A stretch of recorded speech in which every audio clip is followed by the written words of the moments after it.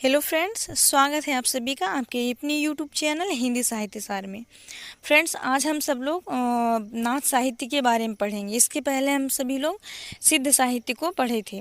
तो आज हम लोग संपूर्ण नाथ साहित्य को देखने की कोशिश करेंगे। आज मैंने वो टाइप करवा के नहीं लिया है, आज पीडीएफ ही है मेरे नोट्स का। तो कल से आप लोगों को टाइप वाला मिल जाएगा। थोड़ा हैंड राइटिंग समझने में आप लोगों को प्रॉब्लम होगी, तो बने रहिए और लास्ट तक देखें। आज पूरा इसमें नाथ साहित्य कवर किया गया है।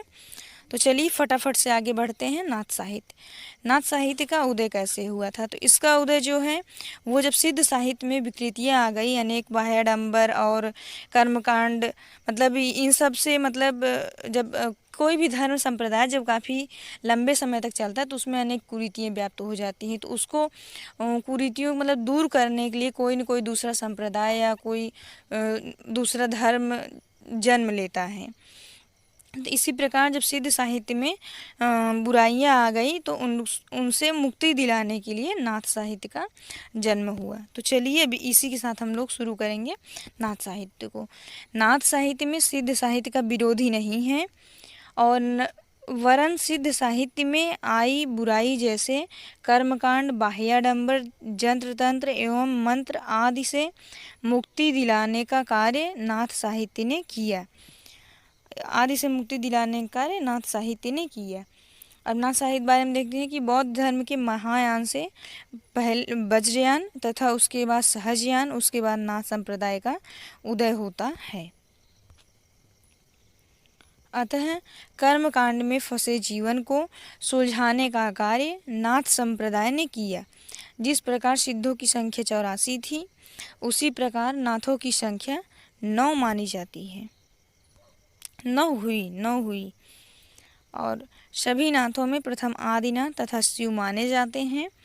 और नाथ साहित्य आदिनाथ जो है वो शिव माने जाते हैं। सभी नाथों में प्रथम और आदिनाथ शिव माने जाते हैं। और नाथ साहित्य के 4 आदि प्रवर्तक माने जाते हैं। 4 आदि प्रवर्तक माने जाते हैं। चलिए देखते हैं कौन कौन से थे। तो पहले शिव थे, यहाँ शिव रहेंगे। और फिर जलंधर नाथ, मत्स्येंद्र नाथ, यहाँ गोरखनाथ। ये यहाँ थोड़ा कट गया है, शिव, जलंधर नाथ, मत्स्येंद्र नाथ, गोरखनाथ।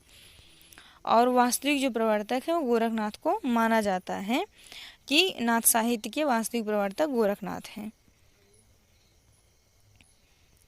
और गोरखनाथ द्वारा प्रवर्तित योगी संप्रदाय को 12पंथी भी कहा जाता है। गोरखनाथ द्वारा प्रवर्तित योगी संप्रदाय को 12पंथी कहा जाता है, क्योंकि यह 12 शाखाओं में विभक्त है। 12 शाखाओं में विभक्त है, जिसमें से 6 शाखा जो है शिव द्वारा प्रवर्तित है, और 6 शाखाओं का प्रवर्तन गोरखनाथ ने किया था।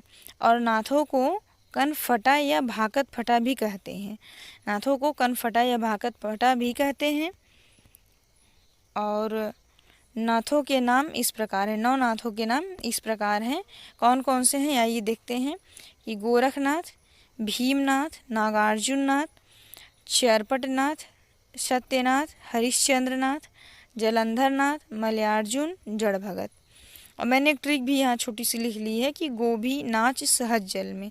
अगर आप लोग को इससे समझ में आता, याद होता है तो ठीक है, और नहीं तो अगर आप अपनी कोई ट्रिक याद किए हैं या वैसे भी 2-3 बार पढ़ लेंगे तो याद हो जाएगा। और ट्रिक तो समझ ही लेंगे। ग से गोरखनाथ हो गए, भ से भीमनाथ, न से नागार्जुन, च से चरपटनाथ, ऐसे ही है। चलिए आगे बढ़ते हैं, आप लोग को ज़्यादा समय नहीं लेंगे।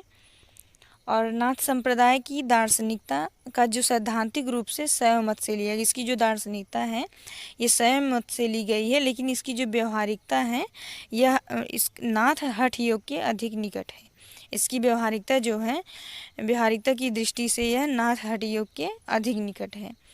और हजारी प्रसाद द्विवेदी के अनुसार, हजारी प्रसाद द्विवेदी ने कहा है कि नाथ पंथ नाथ संप्रदाय के सिद्ध मत, सिद्ध मार्ग, योग मार्ग, योग संप्रदाय, अवधूत मत, अवधूत संप्रदाय नाम से भी प्रसिद्ध है। नाथ पंथ या नाथ संप्रदाय इतने नामों से भी प्रसिद्ध है।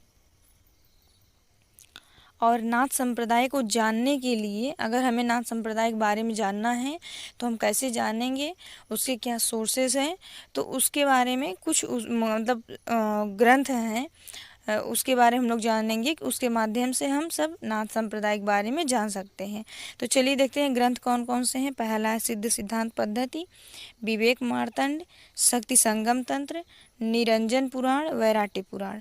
ये कुछ ग्रंथ ऐसे हैं जिनसे हमें नाथ साहित्य के बारे में, नाथ संप्रदाय के बारे में जानकारी प्राप्त होती है। और उपर्युक्त नौ नाथों में 3 नाम ऐसे हैं जो सिद्ध संप्रदाय से नाथ संप्रदाय में आएंगे। आप लोग कहेंगे नहीं मैम कुछ 4 हैं 5 हैं, तो हाँ 4 या 5 लोग हैं जो नाथ और सिद्ध दोनों में गिने जाते हैं। इसमें मत्स्येंद्र नाथ भी हैं, गोरखनाथ भी हैं।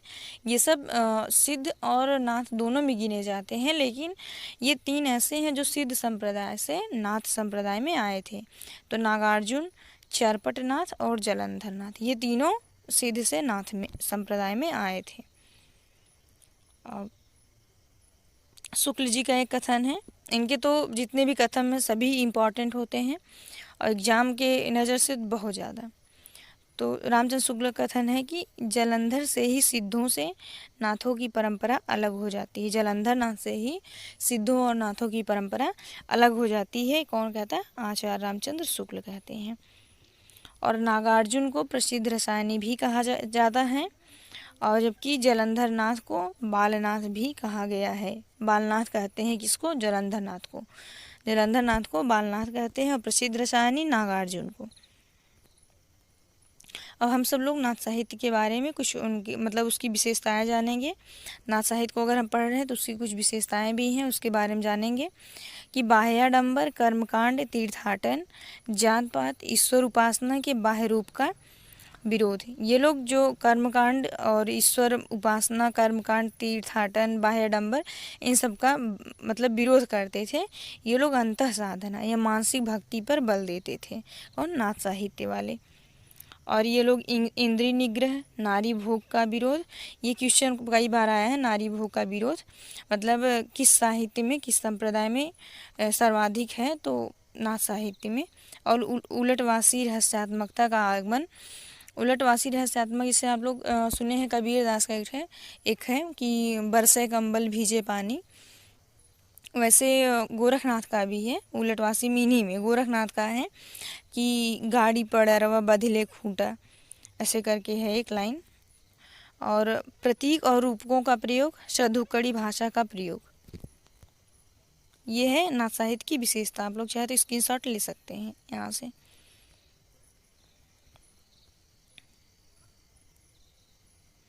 अब हम लोग पढ़ेंगे नाथ संप्रदाय के प्रमुख कवि एवं उनकी रचनाओं के बारे में हम लोग पढ़ेंगे। सबसे पहले हम लोग मत्स्येंद्र नाथ के बारे में पढ़ेंगे। नाथ संप्रदाय में सबसे पहले यही आते हैं। तो मत्स्येंद्र नाथ जाति के मछुआ या मछुआरा थे। और मत्स्येंद्र नाथ का वास्तविक नाम विष्णु शर्मा था। मत्स्येंद्र नाथ का वास्तविक नाम जो था विष्णु शर्मा था। इनके अन्य नाम भी थे, मीननाथ, मीनपा, मीनपाल या मत्स्येंद्र नाथ, कई नामों से इनको ऐसे जाना जाता था। और इनका जो है मत्स्येंद्र नाथ कहाँ के थे? तो ये कामरूप असम के रहने वाले थे। मत्स्येंद्र नाथ कामरूप असम के रहने वाले थे तथा इन्हें चौथे बोधिसत्व अवलोकितेश्वर के नाम से भी प्रसिद्ध हुए। कौन? मत्स्येंद्र नाथ। चौथे बोधिसत्व अवलोकितेश्वर नाम से कौन प्रसिद्ध हुआ? तो मत्स्येंद्र नाथ थे। और अभिनव गुप्त ने अपनी रचना तंत्रालोक में इनकी वंदना की है। अभिनव गुप्त ने अपनी रचना तंत्रालोक में इनकी वंदना की है। और मत्स्येंद्र नाथ कभी योगाचारी थे, किंतु योगिनियों के माया जाल में फंसकर योगाचारी से वामाचारी साधना में अनुरक्त हो गए। कौन? मत्स्येंद्र नाथ। तो इनके जो शिष्य थे गोरखनाथ ने इनका उद्धार कदली प्रदेश कर्नाटक में ले जाकर किया था। किसका? मत्स्येंद्र नाथ का। और इनके बारे में जानते हैं कुछ कि 14वीं शताब्दी में लिखी अपनी कृति वर्ण रत्नाकर में ज्योतिरेश्वर ठाकुर ने सूची में पहला नाम मत्स्येंद्र नाथ का बताया है। नाथों में पहला किसका नाम बताया है? ज्योतिरेश्वर ठाकुर ने मत्स्येंद्र नाथ का। कहाँ? अपनी कृति वर्ण रत्नाकर में। आगे बढ़ते हैं। लेकिन जबकि संत ज्ञानेश्वर जो हैं सूची में पहला नाम आदिनाथ शिव का मानते हैं, शिव का दिया है। और मत्स्येंद्र नाथ की कुछ रचनाएं हैं, उनको देखते हैं। अकुल वीर तंत्र, कुलानंद, ज्ञान कारिका और कौल ज्ञान निर्णय। ये पूछा गया है, ये इम्पॉर्टेंट है, बाकी याद कर लेंगे तो और भी अच्छा है। कौल ज्ञान निर्णय इसको ज़रूर याद कर लें। और हजारी प्रसाद द्विवेदी ने मत्स्येंद्र के पदों का संकलन नाथ सिद्धों की बानियाँ शीर्षक से किया था। हजारी प्रसाद द्विवेदी जो हैं वो मत्स्येंद्र नाथ के जो पदों का संकलन नाथ सिद्धों की बानियाँ शीर्षक से किए थे। और मत्स्येंद्र की कृतियों का वर्णन शैव परंपरा के अंतर्गत आता है। तो किसका इस पर प्रभाव दिखाई देता है कि कृतियों का जो वर्णन है वो शैव परंपरा के अंतर्गत आता है। अब हम सभी लोग पढ़ेंगे गोरखनाथ के बारे में।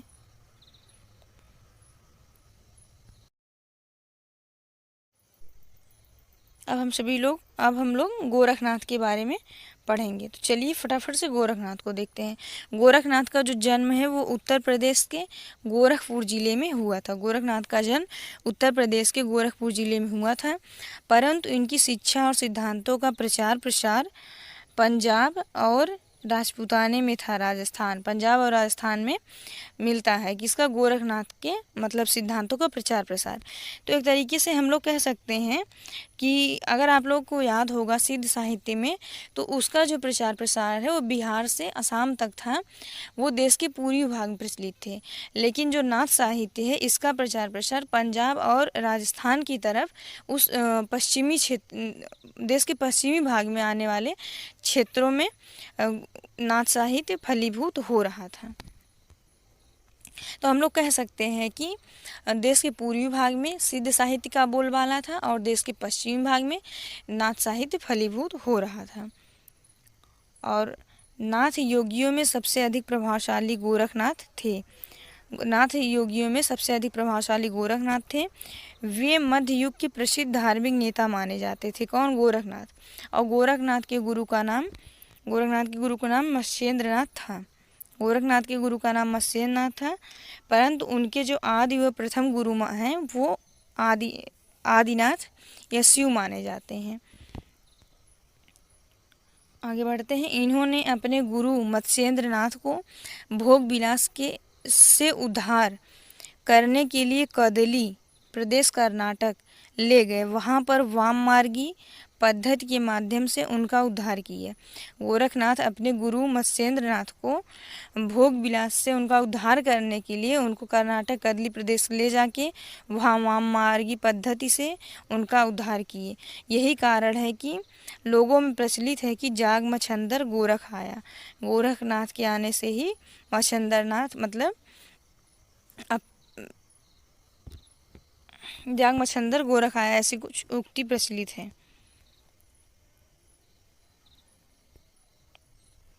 आगे बढ़ते हम लोग। गोरखनाथ को मिश्र बंधुओं ने गद्य का प्रथम लेखक माना है। गोरखनाथ को मिश्र बंधुओं ने प्रथम लेखक माना है, और जो प्रथम कवि मिश्र बंधु मानते हैं वो पुष्प तथा पुंड को मानते हैं। और हजारी प्रसाद द्विवेदी का एक कथन है, ये बहुत अच्छा कथन है उनके बारे में, गोरखनाथ के बारे में, कि शंकराचार्य के बाद इतना प्रभावशाली और महिमान्वित महापुरुष भारतवर्ष में दूसरा नहीं हुआ। शंकराचार्य के बाद इतना प्रभावशाली और महिमान्वित महापुरुष भारतवर्ष में दूसरा नहीं हुआ। भारत के कोने कोने में उनके अनुयायी आज भी पाए जाते हैं। और भक्ति आंदोलन के पूर्व सबसे अधिक शक्तिशाली धार्मिक आंदोलन गोरखनाथ का भक्ति मार्ग है। भक्ति आंदोलन के पूर्व अगर सबसे शक्तिशाली कोई धार्मिक आंदोलन था तो गोरखनाथ का भक्ति मार्ग था। और गोरखनाथ भक्ति विरोधी थे, जिसका उल्लेख तुलसी ने किया है। क्या तुलसीदास जी क्या कहते हैं कि गोरख जगायो जोग और भगत भगायो लोग। गोरख जगायो जोग और भगत भगायो लोग। हजारी प्रसाद द्विवेदी का एक और कथन है कि गोरखनाथ अपने युग के सबसे बड़े नेता हैं। ये पूछा गया है, मैंने देखा था किसी एग्जाम में, कि गोरखनाथ को अपने युग का सबसे बड़ा नेता कौन कहा है, तो हजारी प्रसाद द्विवेदी ने। और गोरखनाथ के समय को लेकर विद्वान एक मत नहीं है, उनमें मतभेद है। तो अलग अलग विद्वान अपना अलग अलग मत दिए हैं। आइए कुछ लोग के मत यहाँ हैं तो हम लोग देखते हैं। राहुल सांकृत्यायन राहुल सांकृत्यायन 845 ईस्वी, हजारी प्रसाद द्विवेदी 9वीं शताब्दी, पीताम्बर दत्त बड़थवाल, यहाँ बड़थवाल रहेगा, 11वीं शताब्दी, और आचार्य रामचंद्र शुक्ल 13वीं शताब्दी, पृथ्वीराज के समकालीन मानते हैं, और रामकुमार वर्मा 13वीं शताब्दी। और रामकुमार वर्मा जो माने हैं 13वीं शताब्दी, यही सर्वमान्य है। अगर कोई पूछता है आप लोगों से गोरखनाथ का समय कब है, तो 13वीं शताब्दी है। और अगर किसी विद्वान के अनुसार पूछते हैं तो इसमें है, आप लोग स्क्रीनशॉट ले लीजिए। आगे बढ़ते हम लोग कि गोरखनाथ की समस्त रचनाओं का संग्रह पीताम्बर दत्त बड़थवाल ने 1930 ईस्वी में गोरखबानी शीर्षक से किया था। तो गोरखनाथ की जितनी भी रचनाएं प्राप्त होती हैं उनका संग्रह पीताम्बर दत्त बड़थवाल ने 1930 ईस्वी में गोरखबानी शीर्षक से किया था, और जिसमें गोरखनाथ के कुल 40 ग्रंथों का उल्लेख है और 14 प्रामाणिक माने जाते हैं।